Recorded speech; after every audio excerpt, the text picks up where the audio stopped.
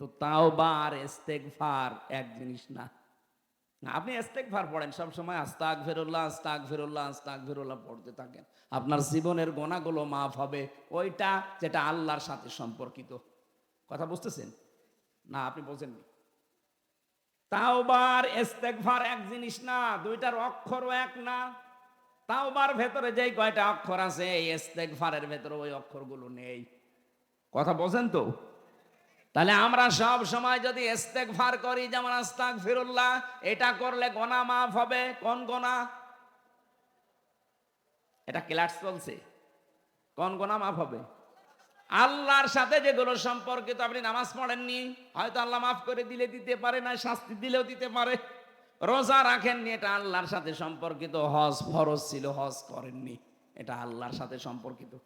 কিন্তু বান্দার সাথে যেটা সম্পর্কিত, ওইটা আপনার আস্তাগফিরুল্লাহ মাফ হবে না। কথা বলেন না কেন? ওটা যদি তাওবা করেন মাফ হবে, কিন্তু তাওবার নিয়ম হচ্ছে অপরাধ যার কাছে, স্বীকার করবেন তার কাছে। এই 15.5 বছরে আপনি যার যার ক্ষতি করেছেন, কাউকে মিথ্যা মামলা দিয়ে, মিথ্যা সাক্ষী দিয়ে জীবনটা নষ্ট করে দিয়েছেন। কথা বলেন।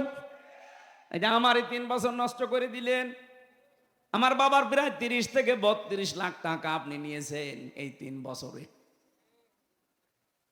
কত মানুষকে গুম করেছেন, খুন করেছেন, আয়না ঘরে রেখেছেন। আয়না ঘরের ভেতরে কিছু মানুষকে আমি তো নিয়েছিলাম 10 দিন, দেখেছি এত বড় বড় নখ হয়ে গেছে মানুষের। চুল দাড়ি গপ মনে হচ্ছে জঙ্গল থেকে বেরিয়ে আসতেছে। আমারা যখন রিমান্ড শেষ করে নিচে নিয়ে যেত, রাতের বেলা দেখতাম এই নখ, এত বড় বড় নখ দিয়ে দেওয়ালের সাথে খুঁচিয়ে খুঁচিয়ে লিখেছে যে ভাই এই নাম্বারটা একটু বাইরে জানাবেন যে আমি বেশি আছি। 2 দিন 5 দিন না, 2 বছর 5 বছর 8 বছর 10 বছর 14 বছরের মানুষ আমি পেয়েছি। আপনি টের পাচ্ছেন? মুফতি ফখরুল ইসলাম আমার সাথে ছিল। উনি এসে আমারে বলতো, হামজা ভাই আপনার সাথে কি করেছে আমি জানি না, তবে আমার এই পায়ের ভেতর দিয়ে এভাবে হাত ভরে দিয়েছে। এভাবে হাত দিয়ে সামনে যে লোহার ব্যারিকেড দেওয়া, ওর সাথে হাত হ্যান্ডকাপ দিয়ে লাগিয়ে দিয়েছে। আরে ভাই এভাবে 2 মিনিট 5 মিনিট 1 ঘন্টা লাগলেই তো মাথা ব্যথা হয়ে যায়। বছরের পর বছর মাত্র 1.5 থেকে 2 মিনিট সময় দিত টয়লেট করার জন্য। সকালে কয়েকটা পচা ছোলা দিয়ে যেত, দুপুরে 1 বাটি খাবার দিয়েছে, মনে হচ্ছে কেউ মাখিয়ে রেখে গেছে, পারলে খান না পারলে ফেলে দেন। এভাবে 8 বছর 10 বছর 14 বছর আমি পেয়েছিলাম মানুষকে। যখনই ওই দেওয়ালের ওইটা পড়তাম যে ভাই যদি বাইরে যেতে পারেন এই নাম্বারটা একটু জানাবেন যে আমি বেশি আছি। আপনি এই কাজ করলেন আর এখন বলছেন আস্তাগফিরুল্লাহ। আপনি কি আল্লাহর কাছে দোষ করেছেন? দোষ করেছেন হামজার কাছে। এই কথা বলেন না কেন? এই জন্য তাওবা যদি কেউ করতে চান, মুসা নবী তাওবা পড়াচ্ছে, আর আমরা বিভিন্ন দরবারে গেলে আজকে তাওবা পড়ি আস্তাগফিরুল্লাহ। আরে ভাই আস্তাগফিরুল্লাহ পড়ছেন কোন কারণে? আপনি পড়েছেন আল্লাহর কাছে, দোষ করলে পড়েন। আপনি তো দোষ করেছেন 15.5 বছরে বান্দার কাছে। আপনার কারণে এই মানুষগুলো, হাজারো মানুষ ব্যবসা করতে পারে না, গাছতলায় বাসতলায় ধানের খেতে সময় কাটিয়ে যায়। কথা বলেন না কেন? আর আপনি এখন আস্তাগফিরুল্লাহ পড়বেন। তার ছেলেটা গুম করে রেখেছেন, তার মেয়েটাকে আপনি ঠিক মতো পড়াশোনা করতে দেননি, আর পড়াশোনা যাই করুক জায়গা মতো উঠতে দেননি, বৈষম্যের শিকার বানিয়ে রেখেছেন, এমনকি জেলখানায় পর্যন্ত অত্যাচার করেছেন আপনি। আলেমদেরকে আপনি এত কষ্ট দিয়েছেন জেলখানার ভেতরে, আমি নিজে তো সাক্ষী। সরকারি মোবাইল সবাই 7 দিন পর 1 দিন পায়, অথচ আলেমদেরকে দেওয়া হতো না। এমনকি যোগাযোগ বিচ্ছিন্ন করে 24 ঘন্টা ফাঁসির ওই কন্টেম ছেলে তালাবদ্ধ করে রাখত। কারো সাথে দেখা সাক্ষাৎ নেই, বাড়ির কি অবস্থা কেউ জানবে না। কেন আপনি এমন করলেন? আমি কি করেছিলাম? কয়েকদিন আগে আমার মামলা সব খারিজ হয়ে গেছে, আদালত কর্তৃক প্রমাণিত যে আমি নির্দোষ, আমার কোনো দোষ নেই।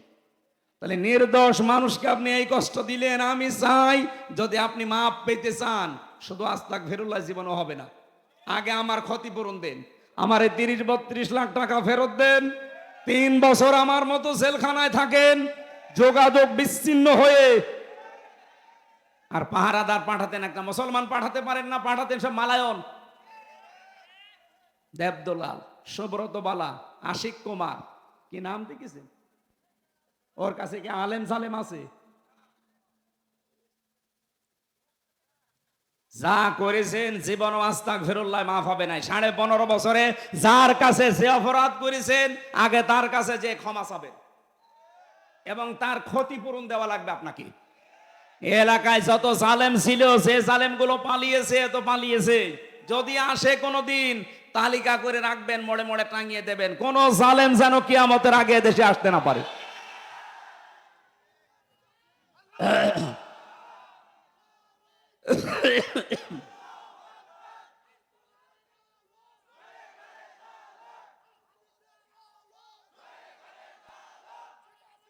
এই নাম ধরা দরকার নেই। জালেম কারা এটা ফেরেশতারাও জানে, জানে না ফেরেশতারা?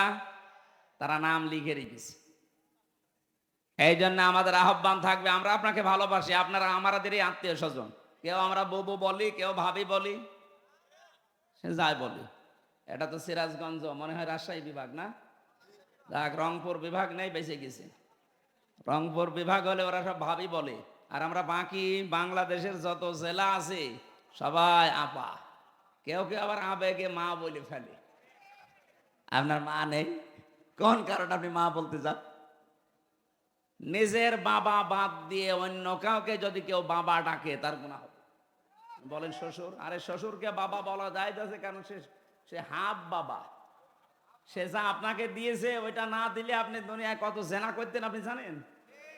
সুতরাং তাকে আপনি বাবা বলবেন। শ্বশুরকে বাবা বলা যায় যাচ্ছে না? নেই, আছে। কিন্তু নিজের বাবার সামনে বারবার বলতে যাবেন না, তাহলে বাবা আবার কষ্ট পাবে। আমার ভাইরা, আমি যেটা বোঝাতে চাচ্ছিলাম, তাহলে তাও বা আমি ওদেরকে যেহেতু বাঁচাতে চাই, আপনারা আজ দিক ভ্রান্ত হয়ে হতাশ হয়ে ঘুরতেছেন। কত মানুষ আজ হতাশ হয়ে গেছে, জীবন পর্যন্ত এখন দিয়ে দিচ্ছে, সুইসাইড করছে। মাত্র 3 মাসে অনেককে দেখলাম, অনেক জালেম এবং জালেমদের দোসররা হতাশা, নিরাশা, অস্থির হয়ে জীবনের উপরে শেষে আর ভরসা রাখতে পারছে না, সুইসাইড করছে। অথচ এইরকম জীবনই তো আমাদেরকে আপনারা দিয়েছিলেন। 15 বছর আমরা কাটালাম। কথা বলেন না কেন? আমরা তো সুইসাইড করিনি।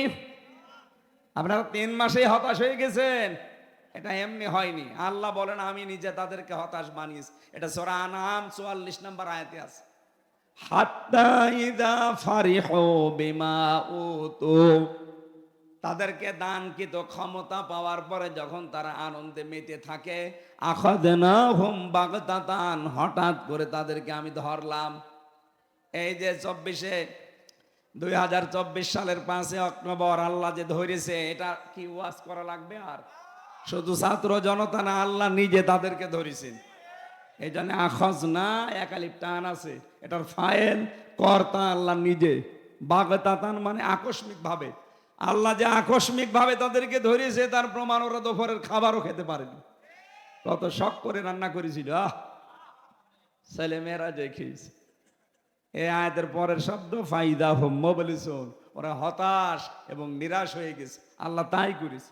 ওদের চেহারার দিকে তাকান, কোটে তুললে দেখবেন চোরের মতো যাচ্ছে। আরে কোটে তো আমিও গেছি, বাঘের মতো গেছি। আমার মাথায় দড়ি বান্ধা ছিল, তাতে কি? কারণ আমি জানি আমার কোনো অপরাধ নেই। যে মামলা দিয়েছে জীবনে আনসারুল্লাহ কি আমি নামই শুনি। এই জন্য কোটে তুলেছে, আমি বাঘের মতো গেছি। আরো শয়তান 36,000 কোটি টাকা মেরেছে এই দরবেশ। কোর্টে যায় দেখবেন একেবারে মনে হচ্ছে চোর, টাটকা চোর। মানুষ এখন ডিম মারতেছে, তাও ভালো ডিম না, পচা ডিম। অপমান এখনো কিছু হয়নি, শুরু হচ্ছে। দিন যত যাবে জালেমদের প্রতি আল্লাহ নিজে লানত দেবে। ওয়ালাহুম আযাবুম মুহিন, নিকৃষ্টতম শাস্তি ওদেরকে আল্লাহ দেবেই। সূরা আলে ইমরান। এর বাস্তব প্রমাণ এই কালামানিক কলার পাতায় পর্যন্ত শুয়েছে, বিসি উড়ে গেছে। বিসি উড়ে যায়নি, ওর সংসার করার কাজ শেষ। সংসার করবা, জনগণ বিসি উড়িয়ে দিয়েছে। এজন্য জালেমদের অধপতন শুরু হয়েছে। এখনো যারা আশায় আছেন বুক বেঁধে না, আপা আসতেছে। কিসের আপা? এই পৃথিবীর ইতিহাস এইটা। কোন স্বৈরাচার যারা চলে গেছে জীবনে কোনোদিন ফিরে এসেছে এটার ইতিহাস নেই। 850 বছর আগে লক্ষণ সেন পালিয়েছিল, আর 850 বছর পরে উনি পালিয়েছে। তাহলে একটা যোগসূত্র আছে। লক্ষণ সেন মুসলমান না হিন্দু? হিন্দু নয়, পালিয়ে যায়। তা আপনি মুসলমান, পালিয়ে গেলেন কোন কারণে? ওনার সাথে আপনার একটা সম্পর্ক আছে মনে হয়। আমি জেল থেকে বলছি, আমি মেজর ডালিম বলছি, আমার ফাঁসি চাই, এই বইগুলো নিয়ে আসেন, আমি দেখাবো ওনাদের যে ইতিহাস, জন্ম বংশ পরস্পরায়। আমার মনে হয় লক্ষণ সেনের বংশ হয়ে যেতে পারে। আমি ওইদিকে আর না যাই, কিন্তু আমার আফসোস লাগছে, একটা হাজি মানুষ আপনি। আজ এই 10-12 দিন দেখছি বাইরের দেশের বিভিন্ন মোড়লদেরকে সৎ কর্নার পাওয়ার জন্য বিভিন্ন কথা ছড়াচ্ছেন, মিথ্যা কথা। কি যে আমি নির্বাচিত ছিলাম, আমাকে উৎখাত করা হয়েছে, এটা ডাহা মিথ্যা কথা। আপনি নির্বাচিত ছিলেন এ কথা শয়তানকে বলেন, শয়তান পর্যন্ত হাসবে। এ 15.5 বছরে নির্বাচন হয়েছে এই দেশে, এ দেশের ঘোড়াও বিশ্বাস করবে না। কারণ নির্বাচনের আগে 154 জন অলরেডি ঘোষণা হয়ে গেছে। নির্বাচিত হইলেন কি করে? এরপরে দিনের ভোট আপনি রাতে করে ফেলেছেন। এ কথা বলেন না কেন? আমার সাথে এক ওসি ছিল জেলখানায়, ও আমারে বলছিল, হুজুর আপনি যে তাওবার ব্যাখ্যা বললেন, আমিও একটা তাওবা করেছি, দেখেন তো আমার তাওবা হয়েছে কিনা। কিভাবে? সেই যে নির্বাচন গেল, আমি বাইরে ছিলাম, আমার দল বল নিয়ে, আমার যা আছে এসআই, এএসআই এবং কনস্টেবল, আরও কিছু আছে হেলমেট বাহিনী, আল্লাহর ওলি তারা, এদেরকে নিয়ে আমি রাত 12টার পর থেকে ভোট কাটা আরম্ভ করলাম। ফজর পর্যন্ত কাজ করে কমপ্লিট করে বাক্স পাঠিয়ে দিলাম জায়গা মতো। এরপরে ফজরের আজান দেওয়ার পরে গোসল করলাম, অজু করে, যেহেতু ক্লান্ত, ফজরের জামাতে এখন আর যাওয়া যাবে না, নামাজ নিজেই পড়ে নিলাম, নিয়ে বললাম আস্তাগফিরুল্লাহ। হুজুর আমার এই তাওবা হয়েছে? না, আপনি তো আল্লাহর কাছে দোষ করেননি, আপনি দোষ করেছেন হামজার কাছে। একটা এমপি বানাতে 3.5 লাখ 4 লাখ হামজা লাগে, এ কথা বলেন না কেন? আপনি সবারটা নিজে নিয়ে নিলেন, কি আমরা কি ঘাস কাটছি? তাহলে কি তওবা করবো কি করে? হ্যাঁ, তওবার একটা পদ্ধতি আছে। যার যার ভোট আপনি নষ্ট করেছেন, কেটে নিয়েছেন, আগে তার কাছে যে মাপ চাবেন, এই 3.5 লাখ 4 লাখ মানুষের কাছে। কথা বলেন না কেন? কিন্তু ভয়ঙ্কর বিষয়, আপনি এই যে জেলে আমার সাথে কয় বছর আছেন, ও নুসরাত হত্যা মামলার ওসি, এই যে কয় বছর হয়ে গেল, 8 বছর জেল দিয়েছিল ওনারে, কয় বছর পরে শুনলাম বেরিয়ে গেছে, এই স্বাধীনতার আগে বের হয়েছে। এখন আপনার একটা ভয়ঙ্কর বিষয়, আপনি যতদিন জেলে আছেন এর ভেতরে অনেক হামজা মারা গেছে। কি অনেক মানুষ এই কয় বছরে দুনিয়া থেকে বিদায় নিয়েছে, এখন তাদের কাছে আপনি ক্ষমা চাবেন কি করে? অন্তত এখন জেল থেকে বের হয়ে নাই যারা বেঁচে আছে তাদের কাছে ক্ষমা চাইলেন, কিন্তু যারা বেঁচে নেই তাদের কাছে আপনি মাপ চাবেন কি করে? তার মানে আপনার তাওবা হবে না। এই জন্য জালেমদের দোসর যারা, তাদের দুনিয়াও শেষ, আখিরাতও শেষ। কি করলেন আপনি? নিজের পায়ে নিজে কোড়াল মারলেন।